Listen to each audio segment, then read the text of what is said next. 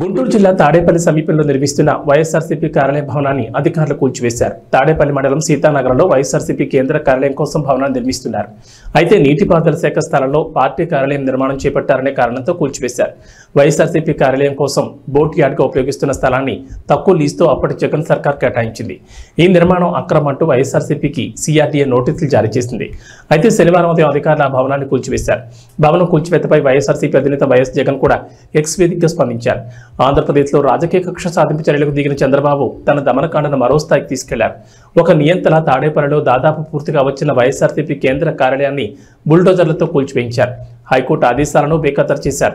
రాష్ట్రంలో చట్టం న్యాయం పూర్తిగా కనుమరుగైపోయాయి. ఎన్నికల తర్వాత చోటు చేసుకున్న హింసాత్మక ఘటనలతో రక్తాన్ని పారిస్తున్న చంద్రబాబు ఈ ఘటన ద్వారా ఈ 5 ఏళ్ల పాటు పాలన ఏ విధంగా ఉండబోతుందని హింసాత్మక సందేశాన్ని ఇవ్వకని ఇచ్చారు. ఈ బెదిరింపులకు, ఈ కక్ష సాధింపు చర్యలకు వైఎస్ఆర్సీపీ తలొగ్గేదే లేదు, వెన్ను చూపేది అంతకన్నా లేదు. ప్రజల తరపున, ప్రజల కోసం, ప్రజలకు తోడుగా గట్టిగా పోరాటాలు చేస్తాం. దేశంలోని ప్రజాస్వామ్యవాదులంతా చంద్రబాబు దుశ్చర్యల్ని ఖండించాలని కోరుతున్నానంటూ ట్వీట్ చేశారు.